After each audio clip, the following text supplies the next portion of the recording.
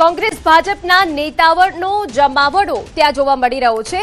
આ તરફ દિયોદર ચૂંટણીને લઈ ગેનીબેનના પ્રહાર, કેટલા વાગે ચૂંટણી યોજાશે તેને લઈને વહીવટીતંત્ર મૌન। વહીવટીતંત્ર કંઈ પણ કહેવા તૈયાર નથી। ચૂંટણી અધિકારી હજુ સુધી તાલુકા પંચાયત પણ નથી પહોંચ્યા। દિયોદર તાલુકા પંચાયત પ્રમુખ ઉપપ્રમુખની ચૂંટણી મામલે ગેનીબેને જણાવ્યું કે ચૂંટણી અધિકારી બીમાર છે, 3 વાગ્યા સુધી ચૂંટણી કરવાનું કહે છે।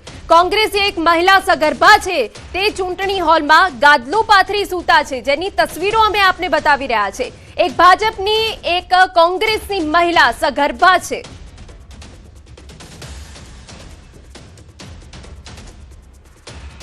अगियार वागे सभाखंड में हाजर है। मैं 11 वागे प्रेसनी समक्ष कीधुं हतुं कि गई काले अमे कलेक्टर ने रूबरू मळीने आ चूंटणी अधिकारीना बदले बीजो चूंटणी अधिकारी ए चूंटणी करावा माटे करीने आवे ने एनी निमणूक करवामां आवे। आ वात अमे गई काले धारासभ्योनी साथे कलेक्टरश्रीने विनंती करी हती। एमने पण कीधुं हतुं कि ए प्रमाणे अमे करीशुं, पण इरादापूर्वक आजे फरी जे चूंटणी अधिकारी जे चूंटणी करावा माटे जेनी निमणूक करेली हती ए हाजर नहीं रह्या अने कोई कारण नहीं। एमने कीधुं कि अमे 3:30 वागे एमनी तबियत सारी थई जाए तो पाછી चूंटणी कराईशुं।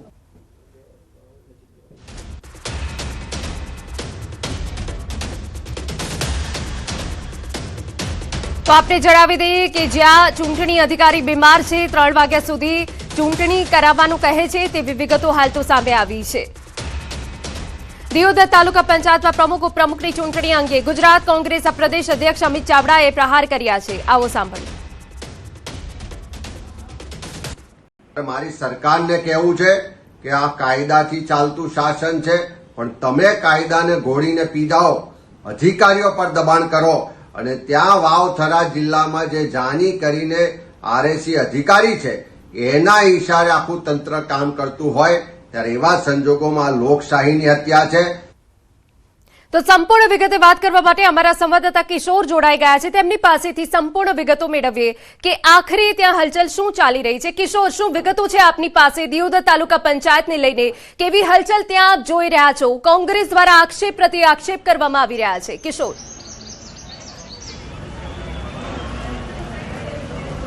ચોક્કસથી ફરી એકવાર 25 તારીખ બાદ આજે હાઈ વોલ્ટેજ ડ્રામા શરૂ થયો છે। પોલિટિક્સ ડ્રામા અત્યારે શરૂ થઈ ગયો છે। 25 તારીખે જે ચૂંટણી રદ કરવામાં આવી હતી અને 27 તારીખે આ ચૂંટણી રાખવામાં આવી હતી। 11:30 વાગે ચૂંટણીનો સમય આપવામાં આવ્યો હતો। 10:30 કલાકે ભાજપના 10 અને કોંગ્રેસના 12 જે સભ્યો છે તે આવી ગયા હતા। વહેલી સવારે 10 વાગ્યાથી ડીવાયએસપી કક્ષા સહિત પોલીસની ટીમો, આરોગ્યની ટીમો પણ અહીંયા હતી અને પછી અચાનક એવું થાય છે 12 વાગ્યા સુધી રાહ જોવામાં આવે છે અને 12 વાગે જે ચૂંટણી અધિકારી છે તે એવું કહે છે કે હું બીમાર છું, 3 વાગ્યા સુધી આવીશ એવું વહીવટીતંત્ર નથી કહેતું, પરંતુ ગેનીબેન આવીને કહે છે અને અત્યારે વહીવટીતંત્ર કેમેરા સામે કંઈ પણ કહેવા તૈયાર નથી। નથી ચૂંટણી અધિકારી ફોન ઉપાડવા તૈયાર, નથી તાલુકા વિકાસ અધિકારી ફોન ઉપાડવા તૈયાર, કે નથી મીડિયાને અંદર જવા દેવામાં આવી રહ્યા। અત્યારે દ્રશ્યો બતાવીશ કે આ તાલુકા પંચાયત દિયોદરની કચેરી છે, એમાં 12 કોંગ્રેસના 10 ભાજપના સભ્યો છે, કોંગ્રેસના 1 મહિલા સભ્ય તેમજ ભાજપના 1 મહિલા સભ્ય અત્યારે સગર્ભા છે અને તેમને ખાટલામાં સુડાવવામાં આવ્યા છે। તેમના માટે વ્યવસ્થા અત્યારે કરવામાં આવી છે, પરંતુ મહત્વની તો વાત એ છે કે પોલીસ છાવણીની અંદર દિયોદર તાલુકા પંચાયતને જે છે તે ફેરવી દેવામાં આવી છે। અત્યારે પણ ચુસ્ત પોલીસ બંદોબસ્ત જે છે તે અત્યારે પણ જોવા મળી રહ્યો છે। વહીવટીતંત્રના અધિકારીઓ દ્વારા જે 3 વાગ્યાનો સમય છે તેવું અત્યારે ચર્ચાઈ રહ્યું છે। અત્યારે 3 વાગ્યાના સમયને લઈને જે એમ્બ્યુલન્સો ગોઠવવામાં આવી હતી, જે સ્ટાફ હતો તે તમામ લોકો અત્યારે જમવા નીકળ્યા છે અને અહીંયા કોઈ પણ ધરણા ના થાય, 4 થી વધુ લોકો ભેગા ન થાય તે માટેનું જાહેરનામું ગઈકાલે જ વાવથરા જિલ્લા કલેક્ટર દ્વારા પ્રસારિત કરવામાં આવ્યું હતું। તેને લઈને પોલીસ પણ અત્યારે એક્શન મોડમાં છે।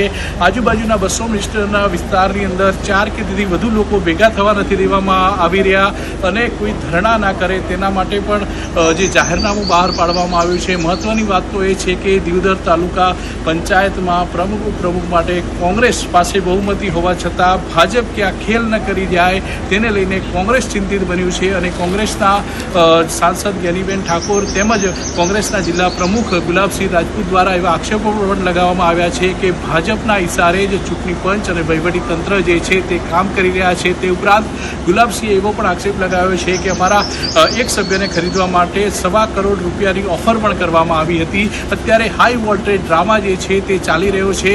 ચૂંટણી આજે યોજાશે કે નહીં તેના પર પણ સૌથી મોટો સવાલ છે. બીજી તરફ જે મહિલા સગર્ભા જે અંદર છે તેને લઈને પણ અનેક સવાલો ઉઠી રહ્યા છે. જો મહિલા સગર્ભાને 27 તારીખ આપવામાં આવી છે પ્રસ્તુતિ માટે, અને જો તેને હોસ્પિટલ ખસેડવાની થાય અને ચૂંટણી અધિકારી જો અહીંયા આવે અને જો ચૂંટણી થાય તો ક્યાંક ને ક્યાંક ભાજપ જે છે તે સફળ થઈ શકે છે આ ખેલ પાડવામાં.